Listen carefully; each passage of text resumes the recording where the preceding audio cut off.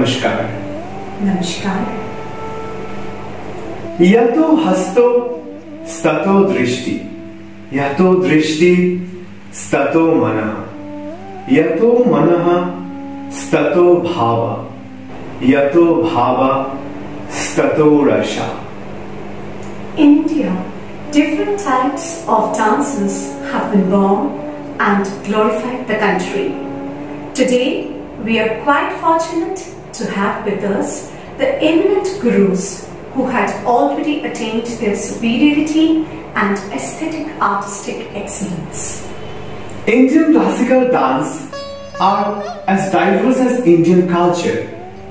It is hard to say when the rise of dance came, but the tradition of dance in India is coming from the era of the era. Today's concept of Natya Kriti, curated by Rudrabho, will enrich the Indian culture and heritage by raising the Abhinaya, the expressions that come out in the form of emotions. Now let's start the waving of the evening by the demonstrations of the dancing stalwart Guru Dr. Srimati Thankamani Kutty, Guru Pandita Dr. Uma Dogra, and Guru Bidushi Shuddhapata Dutta. Namaskar. Namaskar.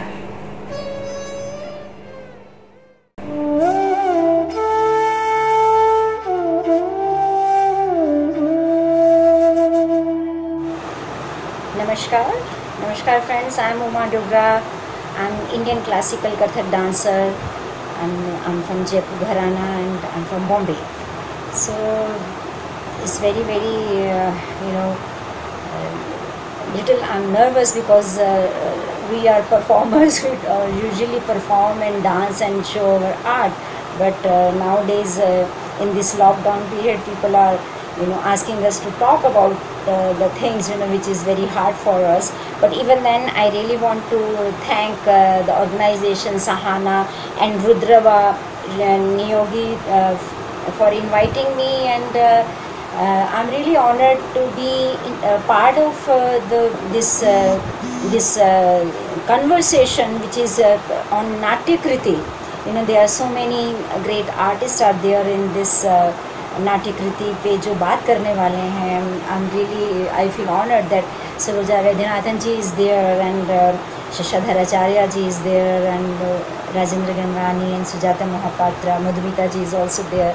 So being part of this whole thing, I'm really honored that you invited me to talk about this subject also. So this subject, you were asking me to talk about the Abhinaya in the past and Abhinaya in this present time. But Abhinaya is Abhinaya, और मुझे नहीं लगता past में और इस present में कोई अभिनय को लेके कोई दो राह हो सकती है. अभिनय तो अभिनय है, जो शुरू में भी था जैसा वैसा ही होना चाहिए. अगर नहीं हो रहा तो बात अलग है. तो जैसे कि अभिनय एक संस्कृत वर्ड है जिसके अगर हम संधि विच्छेद करते हैं तो अभिनय का मतलब है अभी एक वर्ड बनता है और नया एक वर्ड बनता है. तो अभी मीन्स टू वर्ड्स, किसी तरफ किसी राह पर ले जाना, और नया मीन्स लीडिंग, गाइडिंग. सो डांसर की जो ड्यूटी है कि leading the audiences or the rasikas towards the experience of that expression, that sentiments, that bhava which dancer or actor is doing it. So it is a very simple way. I just want to because so many great artists are talking about it, so I was little worried कि मुझे लगा कि नहीं, मुझे थोड़ा prepare करना चाहिए इसके बारे में, बिकॉज हम लोग अक्सर इन चीज़ों को सिर्फ करते हैं, बात नहीं करते हैं इस बारे में. तो मैंने इसको थोड़ा सा प्रिपेयर भी किया है. तो I just want to read few things जो मैंने पढ़ी, जो मुझे ऐसा लगता है कि लाइक व्हाट इज़ अभिनय. अर्थानाम अभिमुखीकरण अभिनय शब्दार्थम, कि जब डांसर शब्दों को या वर्ड्स को अपने मुखजा, अपना हस्तास, अपने अंग से जब उसका मीनिंग कन्वे करता है आगे, वो अभिनय होता है। और नाट्य शास्त्र के अनुसार 4 तरह का अभिनय माना जाता है। We all know that is आंगिक अभिनय, वाचिक अभिनय, देन आहार्य अभिनय, and then the last is the satvika. So from the very beginning this concept has always been there कि आंगिक अभिनय होता है जिसमें आदमी जो डांसर है या एक्टर है अपने हस्तास का इस्तेमाल करता है, अपने छोटे अंग उपांग सभी आंगिक जो है अभिनय उस जरिए उसको कन्वे करता है उस भाव को। फिर दूसरा आता है वाचिका। वाचिका मीन्स जहाँ पर अभिनय में हम कोई पोइट्री लेते हैं या पोएम का इस्तेमाल करते हैं, किसी सॉन्ग का इस्तेमाल करते हैं, इवन डायलॉग्स थिएटर में जैसे डायलॉग्स बोले जाते हैं, उसके थ्रू उसको कैसे उसका उच्चारण कैसा होता है उस नाट्य का, उसके ज़रिए भी अभिनय को आप कन्वे करते हैं, आप उस एक्सप्रेशन को कन्वे करते हैं। फिर एक आता है आहार्य। आहार्य में जो कि आजकल बहुत पॉपुलर है, अभी आहार्य अभिनय अब ज़्यादा हो गया है। आहार्य में है कि किस तरह का आपने कॉस्ट्यूम पहना है, कैसे आप ऑर्नामेंटेशन क्या है आपके, तो उस मेकअप भी आ जाता है उसमें आहार्य में। किसी करेक्टर को लेकर अगर आप पोर्ट्रे करें तो उस करेक्टर का किस तरह का आहार्य होना चाहिए, वो उसको इन्हेंस करता है उस करेक्टर को बाहर निकालने के लिए। द लास्ट इज़ द सात्विक अभिनय, जो कि हर डांसर की, हर एक्टर की होड़ होती है कि वो अपनी लाइफ टाइम में उस मुकाम पर पहुँचे कि वो सात्विक अभिनय जो है वो बाहर निकले। तो सात्विक, and it is considered to be the most difficult to master it, क्योंकि सात्विक अभिनय जो है वो अंदर की फीलिंग्स को पोर्ट्रे करता है, आपके अंदर के भावों को, आपके एक्सप्रेशंस को, मूड्स को, आपके अंदर की वृत्ति को आगे कन्वे करता है। तो और एक बार मुझे अच्छी तरह याद है, गुरु केलुचरण महापात्रा जी ने एक बात कही कि किसी भी करेक्टर को करने के लिए, और वो जो सही भी है कि पहले जो डांसर है या जो एक्टर है उसको टाइम लगता है अपने आप को उसके अंदर ढालने में। So many minute goes to go into that character. उसके बाद जो है वो आगे जाके रसिकास को उस करेक्टर के ज़रिए वो रसा आस्वादन कराता है। तो आप ऑडियंस तक रीच आउट हो ही नहीं सकते till the time you have been satisfied with that character, that yes you are into that character। आपने उसको टोटली उसको अपने अंदर एब्जॉर्व कर लिया। आप उमा डोगरा नहीं हैं, आप राधा हैं या मंथरा हैं या जो भी करेक्टर में आप जी रहे हैं। तो इस तरह से 4 उसमें आप फिर नाट्यधर्मी हो या लोकधर्मी हो, उसमें वो आपकी अपनी हिसाब से आप उसको आगे कन्वे करते हैं। अभी टाइम बदल रहा है, वर्ल्ड हैज़ चेंज। अभी तो इस कोविड-19 में आर्ट कहाँ से कहाँ चला जा रहा है, अब स्टेज ही नहीं है आपके पास में। जो एक एनवायरनमेंट, कहते हैं कि स्टेज पे हम लोग अक्सर ये बात करते थे, stage is my home and on the stage I create my own place. अगर मुझे दिखाना है कि राधिका वनों में जा रही है तो on that stage I used to create everything. अपना कैरेक्टर भी, मेरा जो कृष्णा है वो भी मैं वहाँ पर ही उसी स्पेस में क्रिएट करती थी। आज वो स्पेस नहीं है, आज घर में आप बैठे हैं।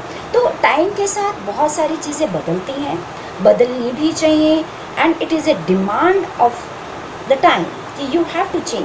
बट जब टाइम बदल रहा है, लोग भी बदल गए, लोगों का बिहेवियर बदलता है, लोगों की बॉडी लैंग्वेज बदलती है, लोगों का अंतर का भाव भी बदल जाता है। तो उसमें जब उस ऐसे हालात में जब डांसर निकलता है तो वो भी चेंज ही होता है, वो सेम नहीं होता है जो आज से पहले। जैसे मुझे ऐसा लगता है कि जब पहले अभिनय होता था उसमें एक बड़ी सादगी थी, जो नाट्य शास्त्र में भी कहा जाता है कि दो तरफ मशालें जला ली जाती थी लाइट के नाम पर, और बहुत ही मिनिमम मेकअप के अंदर आर्टिस्ट जो है उस कैरेक्टर को स्लोली अपने अंदर पकाता था, ग्रो करता था और फिर उसको प्रेजेंट करता था। आज इतना टाइम ही नहीं है, डांसर को इतना टाइम ही नहीं मिलता। पहले मैंने अभी रिसेंटली एक आइटम भी देखा, फिर आइटम मतलब आप एक एपिसोड दिखाने में पूरे 40 मिनट ले रहे हैं। दैट वॉज द थिंग, कितना आप अंदर उसको मंथन होता है उस करेक्टर का।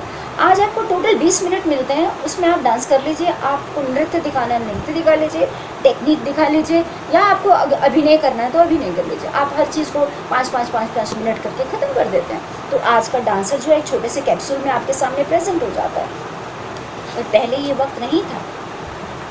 I still remember though I was a child, I will say I was 10-12 years old when I last saw Bala Saraswati ji in Delhi, and I have seen many recordings of her also. You know, time इतना बदला है कि मैंने जब उनको देखा तो she was at that time of her age, मैं शायद अर्ली 70s की बात कर रही हूँ, लेट 60s में, she was little heavy also.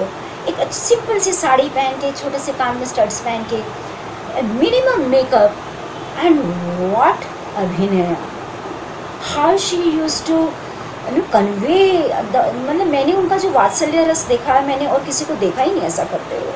Krishna को जब लेके प्यार, ऐसा लग रहा है कि the mother is embracing that child, you know. तो बट आज के वक्त बहुत बदल गया, टाइम हैज़ चेंज। अभिनय में भी the lights plays a major part, sets, आपकी ओन ज्वेलरी, आपका ओन कॉस्ट्यूम, इतनी सारी चीज़ें उसमें आ गई हैं कि अगर आप वो नहीं करते तो आप पीछे रह जाएंगे, because there are many who are doing it. तो आप कहाँ स्टैंड करेंगे उन लोगों के ब्यूटीफुल गॉर्जियस चीज़ों के सामने। आजकल मैं देखती हूँ कई बार बहुत सारे यंग डांसर्स हैं, सर पे इतने ज़्यादा ऑर्नामेंट्स और फ्लावर्स होते हैं कि पूरा गार्डन का गार्डन सर पे होता है। उस पर मैं इसीलिए बहुत वंडर भी करती हूँ, बिकॉज हमारे कथक डांस में हम लोग बहुत ही मिनिमम ऑर्नामेंट्स पहन के एक फूल की लड़ी पहनते हैं सिर्फ, क्योंकि हमें लगता है कि हम इतना ज़्यादा ऑर्नामेंट्स पहनेंगे तो पूरा ध्यान वहीं पे रह जाएगा और फिर हम अभिनय क्या करेंगे, यू नो।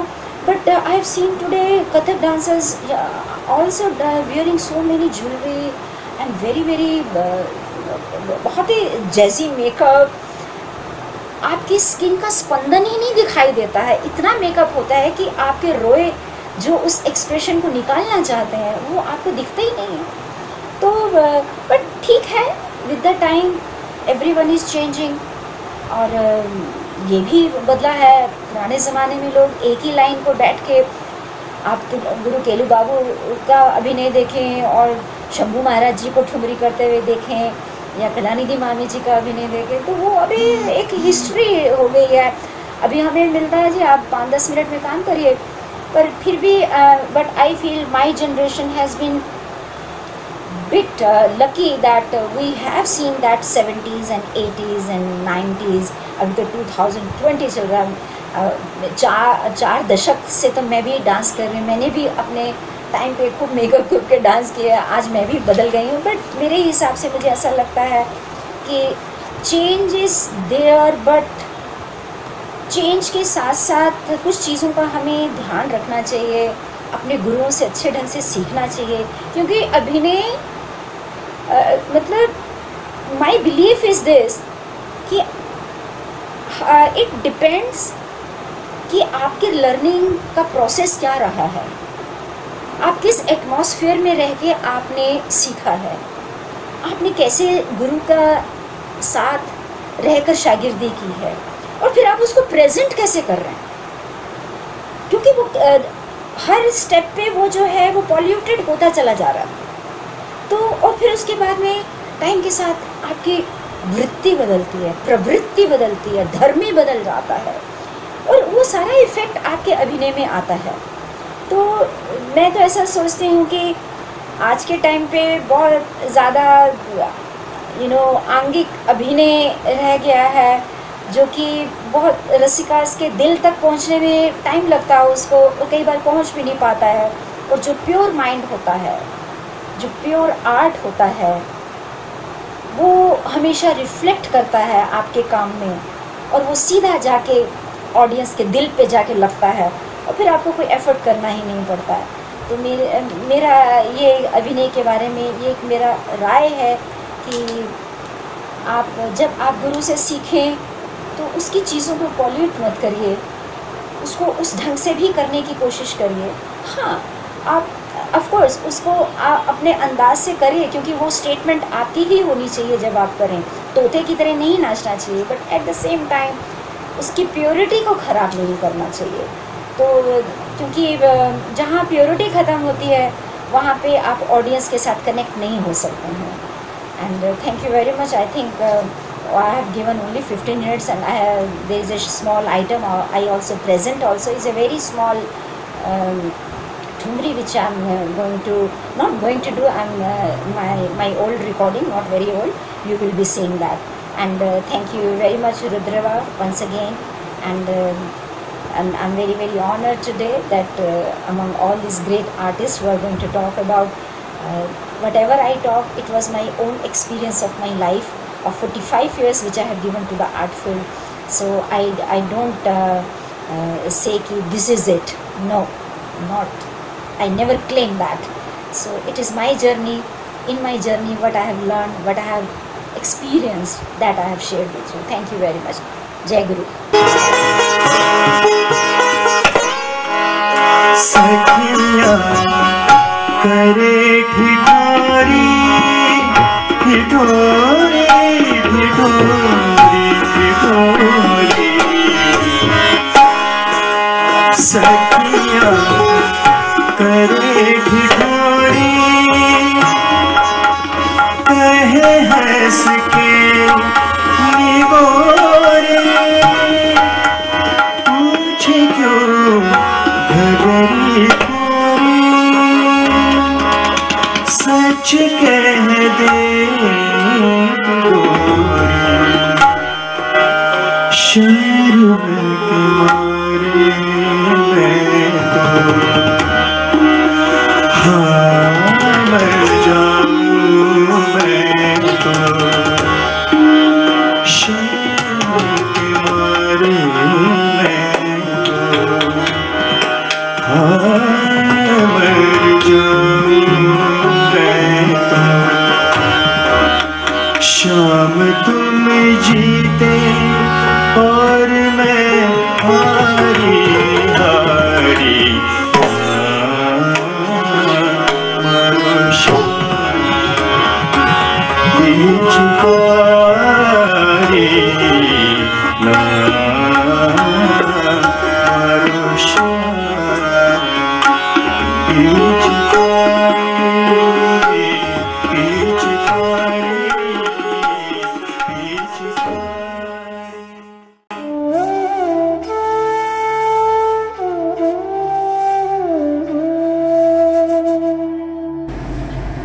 নমস্কার।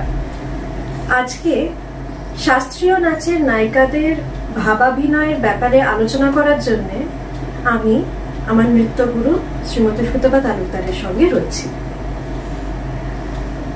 এই বিষয়টি আমার কাছে চিরকালই খুব ইন্টারেস্টিং, নায়িকাদের ভাবাভিনয়। দেখুন, খ্রিস্ট জন্মের বহু বছর আগে, মানে হাজার হাজার বছর আগে থেকেই ভারতবর্ষে নারীকে ঘিরে অপরিসীম কৌতূহল। একদিকে তাকে বলা হয়েছে নারী তুমি রমণের যোগ্য, তাই তুমি রমণী। আবার তাকে বলা হয়েছে নারী তুমি প্রজননের যন্ত্র, তাই তুমি জননী। কিন্তু একই সঙ্গে এই বিচিত্র রূপার রহস্য পুরুষ উদ্ধার করতেও পারেনি। কবি, সাহিত্যিক, চিত্রশিল্পী, রসশাস্ত্রবিদ, কামশাস্ত্রবিদ এই অপার রহস্যময়ী রসময়ী কে তাদের সৃষ্টিতে স্থান দিয়েছেন যুগে যুগে। কখনো সে পদ্মিনী, চিত্রিণী, শঙ্খিনী, হস্তিনী, কখনো সে ধীরা ধীরা ধীরা অধীরা, কখনো উপেক্ষিতা, কখনো সম্ভ্রান্তা, উলোটা। নাট্যশাস্ত্র, সাহিত্য দর্পণ ইত্যাদির অধ্যায় পর অধ্যায় শুধু এই বিশ্লেষণ। কাব্যের কথা আর নয় নাই বললাম।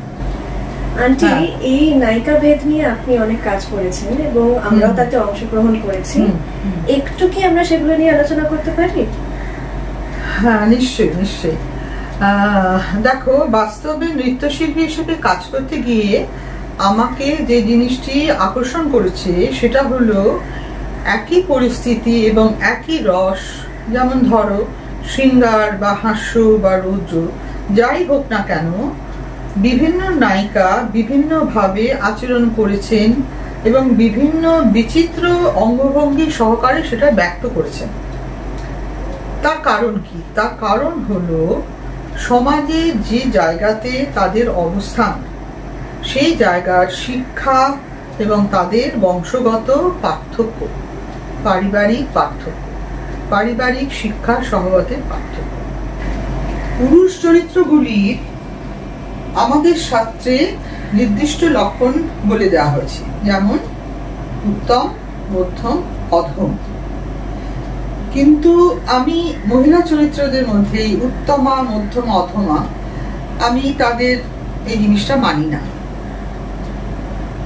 আমার বোঝানোর সুবিধার জন্য আমি উত্তমা, মধ্যমা, অধমা বলবো, কিন্তু কেউ অধমা নন, তারা বিচিত্র রূপিণী। আন্টি, আপনি কবি বিদ্যাপতির একটা পদ এই সাখী পেখালুতে যখন কোরিওগ্রাফি করেছিলেন এবং আমাদের যখন শিখিয়েছিলেন, সেখানে আমরা দেখেছিলাম যে রাধা কৃষ্ণকে না দেখেই ভাবে বিভোর হয়ে পড়েছেন। আপনি বলেছিলেন সে সেইখানে উত্তমা নায়িকা, সেটা কেন? হ্যাঁ, কৃষ্ণকে না দেখেই নয়, কৃষ্ণকে একবার দর্শন মাত্রই তিনি একটা ভাবের, তাকে স্পর্শ না করিয়ে তিনি একটা ভাবের সাগরে ভাসমান হয়ে গিয়েছিলেন এবং তাকে কল্পনা করতে শুরু করলেন যে কৃষ্ণ যেন একটা সুদৃঢ় সুন্দর একটা তমাল গাছ এবং তার মাথার চুল সেগুলো যেন একটা সাপের ফনার মতন, অজস্র সাপ, এবং তার মাথার যে মুকুট, যেখানে ময়ূরপুচ্ছ আছে, সেই ময়ূরপুচ্ছ মানে হলো একটি ময়ূর, এবং এই অসংখ্য সাপ কৃষ্ণ যখন মাথা নাড়াচ্ছেন, এরা দুজনে যেন ফাইট করছে, যুদ্ধ করছে। এরকম একটার পর একটা উপমা, তার রূপমুগ্ধতার পরিচয় একটার পর একটা। যেমন গাছের বিম্ব ফল যেন তার ঠোঁট, তিনি যেন একটা বিদ্যুৎ সারা অঙ্গে জড়িয়ে রেখেছেন, সেটা হলো তার পীতাম্বর। এই ধরনের যারা নায়িকা, তারা কিন্তু আলিঙ্গন, চুম্বন, স্পর্শ যাকে বলে, এইসবের ঊর্ধ্বে তারা ভাবসাগরে থেকে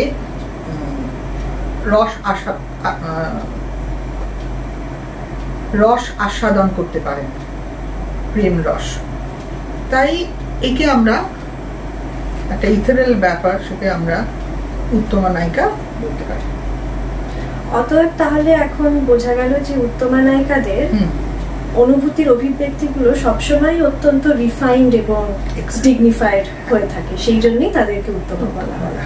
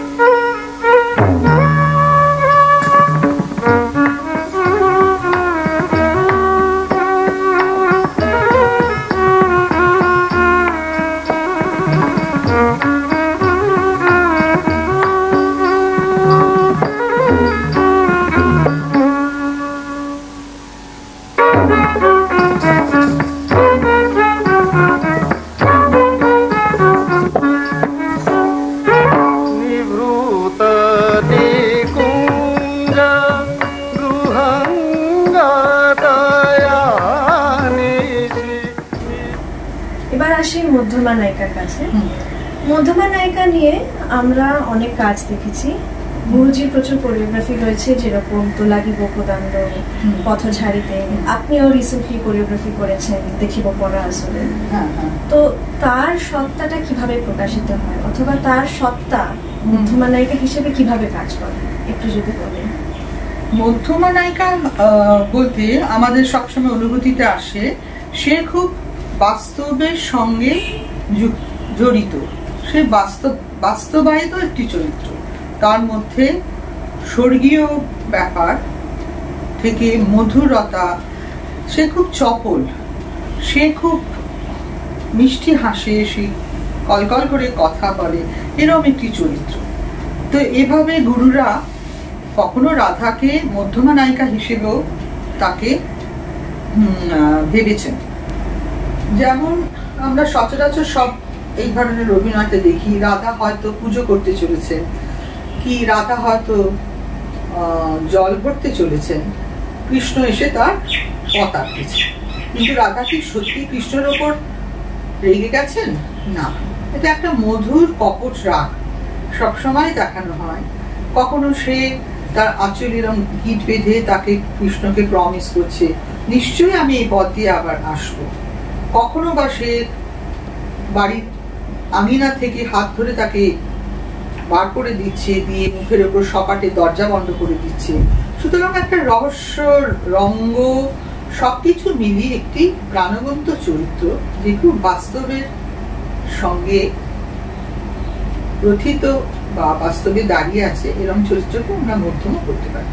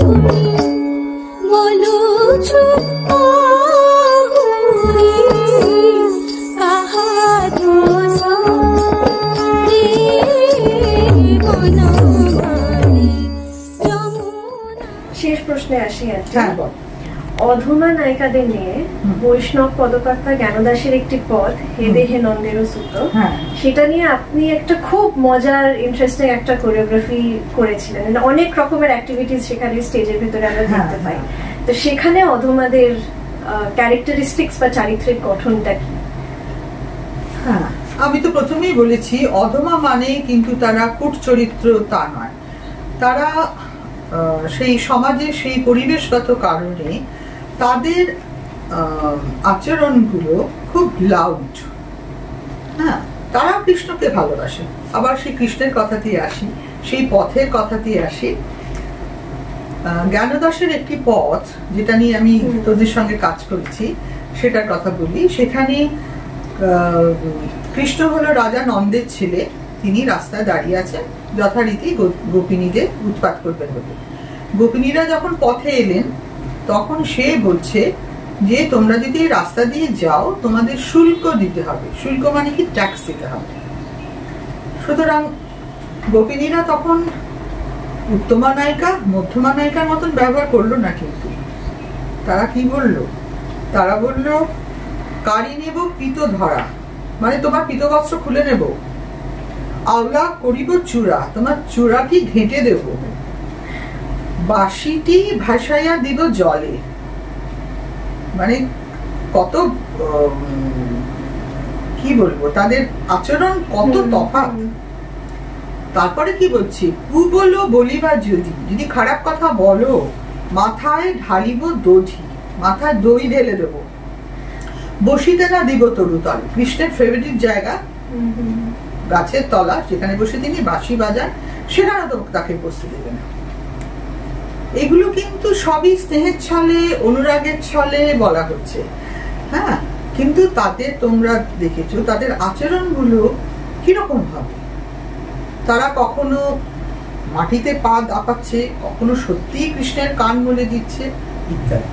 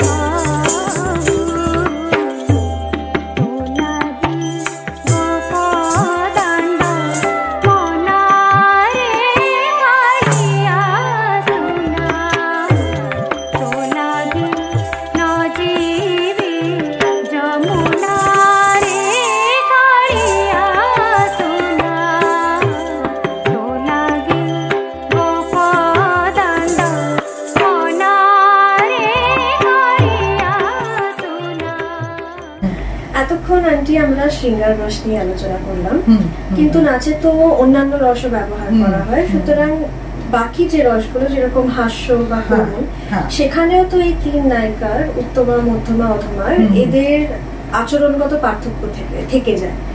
তো সেইগুলো কিভাবে হয় আপনি যদি একটু আমাদেরকে করে দেখান। আচ্ছা, ধর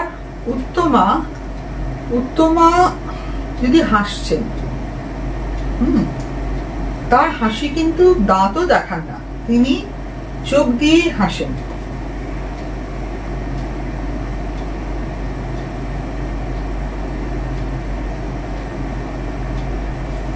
আচ্ছা, মধ্যমা যদি আমরা বলি, তিনি মধুর হাসেন, তার কখনো একটু দাঁত দেখা যায়, কখনো একটু মিষ্টি শব্দ হয়।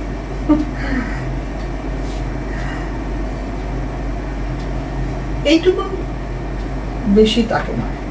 এইবার অধমা যদি হাসে, ভীষণ পুরুষোচিত, হ্যাঁ, বা মাথার উপরে হাত তোলে, এরকম বিভিন্ন মানে অতিরিক্ত প্রকাশ সেটা। তেমনি এবার উত্তমা হয়তো রেগে গেছেন, তিনি কিন্তু কি করবেন, শুধু মুখটা এরকম হয়তো পেছনে ঘুরিয়ে নেবেন, অথবা চোখটা খালি বন্ধ করবেন। মধ্যমার রাগের মধ্যে একটু অভিমান থাকতে পারে মিশিয়ে,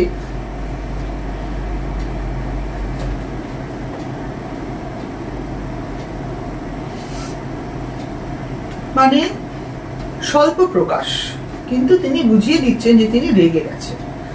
কিন্তু অধমা, তিনি মেরে, এমনকি কান মুলে, এমনকি চোখ বড় করে, এমনকি তর্জন করে, অনেক সময় পাও দাপিয়ে, সব রকম মানে অঙ্গের ব্যবহার করে তিনি তার ভেতরের ক্ষোভটা প্রকাশ করতে পারেন। সুতরাং এই যে পরিবেশগত, শিক্ষাগত, বংশগত কারণে নারী, বিশেষ করে নারীদের, পুরুষদেরও তাই, যে আলাদা আলাদা বাহ্যিক ব্যবহার, এটা খুব ইন্টারেস্টিং, ভীষণ ইন্টারেস্টিং। সুতরাং নারী যে বিচিত্র রূপিণী, এর মধ্যে কোনো সন্দেহ নেই। আর এটা আমরা আরো ভালো করে বুঝতে পারবো যদি আমাদের ভারতীয় শাস্ত্র, কাব্য, কবিতা সবকিছুর ভেতরে আরো ক্রমে ক্রমে প্রবেশ করি, তাহলে দেখতে পাবো এই যাত্রার শেষ নেই। সে এক অদ্ভুত বর্ণময় এক জগৎ, ভীষণ বর্ণময় সে।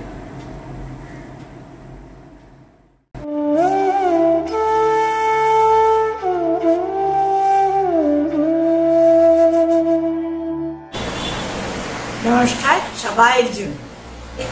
অনেক বছর আগে, ইয়ার্স ব্যাক কেমন হচ্ছিল আমাদের ভারতনাট্যমটা, যেমন আজকাল কেমন হচ্ছে, what is the difference between presentation বা অভিনয়, এই নানান রকমভাবে অরুণাভ আমাকে বলেছিল এরকম একটুখানি আন্টি যদি বলেন বা করে দেখান খুবই ভালো হবে।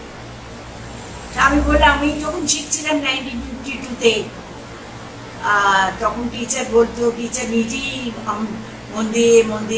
মন্দির থেকে আর একটা মন্দিরে যেতেন, তারপরে যে লোকজন পিছনে পিছনে আসতে পারে টিচার নিজেই থেমে দিয়েছে। খুব সুন্দরী ছিল টিচার, চিন্নামা, ডক্টর সেবি চিন্নামা ওনার নামটা। উনি হচ্ছে মোহিনীয়াট্টম শিখতেন। তো ওনাকে বেলাতোর নারায়ণ মেনন খুঁজে খুঁজে খুঁজে কত কষ্ট করে ওনাকে পেয়েছেন, উনি নিয়ে এসেছে। ওনার ব্যাকগ্রাউন্ডটা খুবই ভালো। যাই হোক, উনি এবার বলে দিয়েছিলেন মাঝে সাঝে আমাদের গল্প শোনাতে, শেখাতে শেখাতে। তখন বলছিলেন, আগে তো আরণ্যতে ছিল, অন্যরকম ছিল, তা আমি তো নিজেই দেখিনি, আর তোমরা দেখবে কেমন করে। আরণ্যতে ছিল, তারপরে মন্দিরে এসেছে, এবার মন্দির থেকে আর এখন তো রাজা কোর্টে গেছে, কোর্ট থেকে আবার দেখো এখন আমাদের কন্টেম্পোরারি স্টেজে এসেছে। এটা তো কারণ, নানান রকম কারণ, মানুষের দরকারের জন্য সব চেঞ্জেস হবে। টিচার বলে দিয়েছিল, আমি তো অত খেয়াল দেয়নি, টিচার অনেক কিছু বলেছিল। এখন দেখো, আমি তো নিজে জিজ্ঞেস করতাম, টিচার এই মুদ্রার মানেটা দিয়েছে, ওই মুদ্রার মানেটা বলে দিয়েছে। তখন টিচার বলতো, যখন বড় হয়ে যাবে তখন সব মুদ্রা নিজেই বুঝবে। এখন সব মুদ্রা মানেটা বলে দিতে নেই, আর কিছু কিছু মুদ্রাটা আমরা নিজেই জানি না, আমরা এটা বলে দেওয়া যায়, যেটা নিজের এক্সপিরিয়েন্সে করা এবার শেখানো উচিত। সেই এরকম স্টেজ হয়ে গেছে। আবার ওখানে যেখানে কোটারমে রানীর কাছ থেকে প্রেজেন্ট পেয়েছি কেরালাতে, আর তেমনি করে 17 বছর বিয়ে হয়ে এখানে এসেছি কলকাতা, তখন 1958, এখন 80 বছর হয়ে গেছে। তখন এখানে কেউ ভরতনাট্যম চিনত না, আর ভা মানেই সবাই খুশি। যাই হোক, এরকম একটা কাপড় আমার মতো আর মিস্টার কুটির মতো দেখতেই পারিনি কেউ ওইরকম ভাবে, যে ভরতনাট্যম জানে, মোহিনীআট্যম জানে, বা একজন কাথাকালি জানে। আর মিস্টার কুটি অনেক ভালো সুন্দর ছিল, সেটা বটে, কিন্তু আমি অত সুন্দর ছিল না। আর এটা কেন আমি বলছি নিজের শুদ্ধ না, আমি যখন শিখতে গেছিলাম ভারতর নারায়ণ মেনন বললো এই বড্ড ছোট, রোগা ছিল 12 বছরে, আর ফিচার্স অত ভালো না। দেখি আমরা, আমাদের কিছু কোচিং দিয়েছিল, তখন আমাকে প্রথমে সিলেকশনে আমি পেয়েছিলাম ভারতর নারায়ণ মেননের কাছ থেকে, কেননা উনি তাল যাই হোক আমি খুব ভালো করে করেছি ওনার সঙ্গে, আমি ফার্স্ট সিলেকশন পেয়ে গেছি। যাই হোক, ওটা আমি আর বলছি না। কিন্তু প্রেজেন্টেশনের হচ্ছে যেমন আমাদের আরণ্যতে ছিল, আমি শুনেছি বা বইতে পড়েছি বা আমাদের টিচার বলে দিয়েছে, আরণ্যতে একরকম, মন্দিরে একরকম, এমনি করে রাজাঙ্গনে একরকম। এক্সপ্রেশনটা ভক্তিরসটা বেশি মন্দিরে, আর রাসের প্রধানটা হচ্ছে বেশি রাজাঙ্গনে। আর কন্টেম্পোরারি স্টেজে বা হচ্ছে তখন কন্টেম্পোরারি স্টেজে সাধারণ ছোটখাটো স্টেজে ঠিক আছে, কোনো ডিফারেন্স নেই, কিন্তু বড় স্টেজ মানে কোনো 500 লোক বসে আছে, তখন এক্সপ্রেশনের একটুখানি একটু শক্ত করে করা ভালো, একটু ভালো করে করা বলো। তাঞ্জাবুর স্টাইলটা একটু মন্দিরে বা রাজাঙ্গনে করার মতন স্টাইলটা ছিল, খুব একটা কন্টেম্পোরারি স্টেজে বেরোয়। কিন্তু তখন আমি যখন কলকাতায় এসেছি, তখন ওরা অত মানে রিজিড ভাবে করলে নিতেই পারতো না, যে জন্য তাঞ্জাবুর স্টাইল খুব ছোট হচ্ছে, খুব ছোট হচ্ছে। যাই হোক, আমরা যেমন করে একটা শাড়ি কতদিন পরবো, নানান রকম শাড়িটা ভালোবাসে, তেমনি করে নানান রকম স্টাইলে ভালোবাসে। এখন তাঞ্জাবুর কুম্ভকোণম স্টাইল, তাঞ্জাবুর স্টাইল, তারপরে মলবু রামের স্টাইল, অনেক রকম স্টাইল আছে। আপনাদের 5-6টা এরকম স্টাইল আছে, নানান রকম স্টাইল। সব স্টাইল নিয়ে মেয়েদের ওখানে মাস্টারকে রেখে দিয়ে ইভেন কথকলি বা মোহিনীআট্যম সব কিছু কলাক্ষেত্র মেয়ে ছিল। যাই হোক, এখন স্টেজটা আরো পাল্টে গেছে। কন্টেম্পোরারি স্টেজ মানে কত লোকের, এখন আবার করোনার জন্য আবার ছোটখাটো মন্দিরের আঙ্গনের থেকেই ছোট হয়ে গেছে। মানে এখন মোবাইলে আমরা যতটুকু করবো অতটুকু, যখন আমার শাস্ত্রে বলে দিয়েছে ইট আর নট ফেয়ার ইনাফ, তখন হলদি মেখে আর কাজলের হচ্ছে মাটিতে, তখন গোবর মাখা মাটি ছিল, তখন ওখানে জল দিয়ে এরকম মেখে কালো কালো রসটা বেরো, ওটা দিয়ে কাজলের মতো লাগাবে। আর লিপস্টিকটা, তখন লিপস্টিক নেই, তখন পান খেয়ে লোকটা বেশ লম্বা লাল লাল করে নেবে, এরকম দিনও ছিল। আমাদের টিচার বলে দিয়েছে আর কি, সেই টিচার বললো। তারপরে এখন কিছু দরকার নেই, আমার এখনকার ভেবে আমার ক্লাসে কিন্তু লিপস্টিক মেখে আসে, নাচ না পারলেও লিপস্টিকটা মেখে আসবে। এক একদিন আমি ভীষণ রাগ করিও দিই, কেন তুমি লিপস্টিকটা মাখার সময় একটু প্র্যাকটিস করে আসতে পারো না?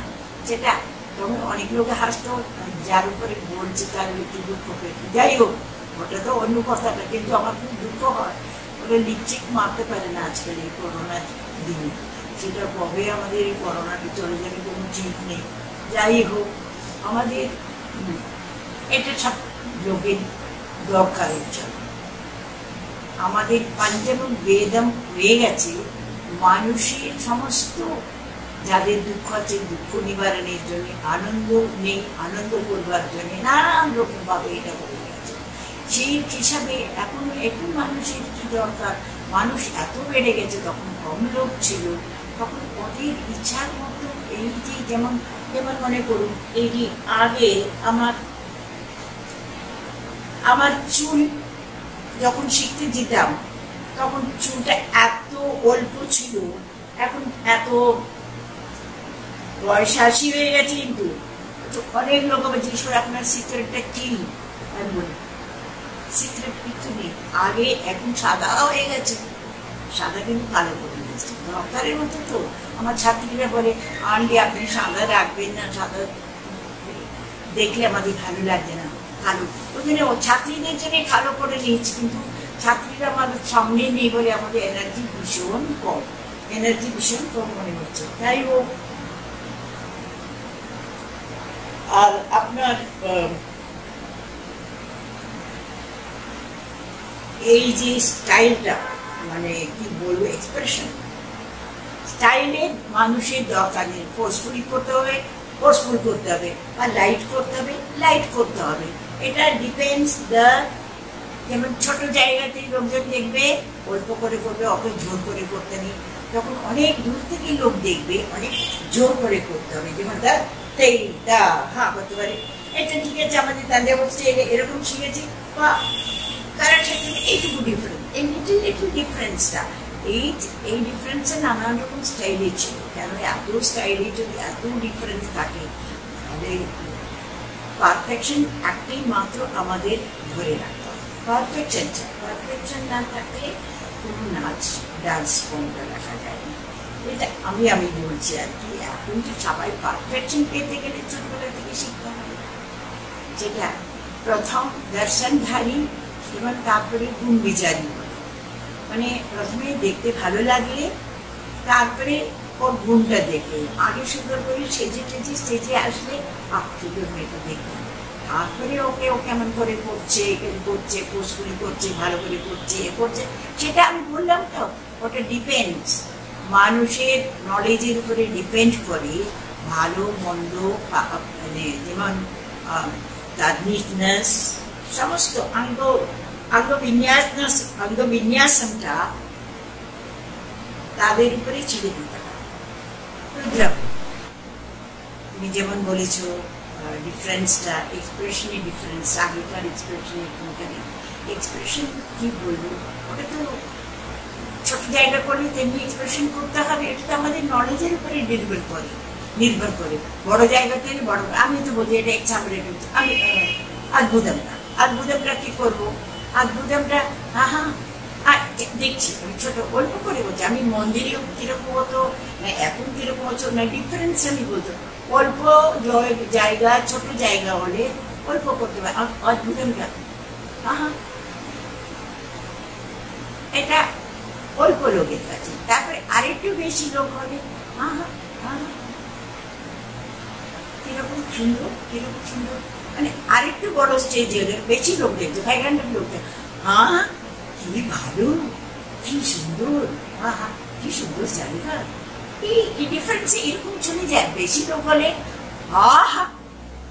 কি অদ্ভুত, বাবা কি সুন্দর, এইরকম আমি এটা এক্সাম্পল করে দিলাম। আমি যতটুকু আমি জানি না, আমি এরকম ভাবে যখন বাচ্চাদের শেখানো হয়, মানে ছোট জায়গাতে শেখাবার জন্য অল্প এক্সপ্রেশন করবে। আমি বলি ফুটবলটা ঠ্যাক করে আওয়াজ করে স্টেপটা করবে না, কারণ মানুষ সাধারণ সবসময় বসে থাকে। স্টেজে তুমি করো, তবে স্টেজে পায়ের আওয়াজ বেশি হয়ে গেলে খারাপ লাগে, শুনতে খারাপ লাগে। কিন্তু শিখবার সময় ভালো করে আওয়াজ দিয়ে করতে হবে। এখন ডিফারেন্ট, শিখবার জন্য একরকম আর করবার সময় একরকম, মানে ভালো করে নিয়ে আর সেটাকে কি বলবো জাম্প করলে, ভীষণ জাম্প করলে তখন আওয়াজ হয় করবার সময়। কিন্তু একবার শিখে গেলে ফ্লাওয়ার লাইক জাম্পিং বলে, ফ্লাওয়ার পড়বার সময় কোনো থাকে না, সেরকম ভাবে সেরকম সব জিনিসটা স্ট্রং করে শিখে লাইট করে মানে ইজিলি সেটা করতে পারবে। এটা হচ্ছে আমি যতটুকু জানি আর কি, কতটুকু আর বলতে গেলে তো অনেক কিছু। আর আমার তো লাইফটা পুরো অনুভব, এক্সপিরিয়েন্স। আর কেরালায় শিখেছি, আর এইখানে আমার ওয়ার্কিং ফিল্ড। আর যারা কিছু জানতো না তাদের উপরে উপরে উঠিয়েছে। এখন ওরা নানান রকম লোকের কাছে নানান রকম জিনিস শিখতে পারে, ওরা শেখাতে পারে, নিজে কম্পোজ করতে পারে। আমি খুব খুশি, কিন্তু এটা আমি বলি, এটা আমার বলার দরকার নেই, কিন্তু আমি না বলে আর পারলাম না। আর কি বলবো, বিদ্রাভ, আমি খুব খুশি।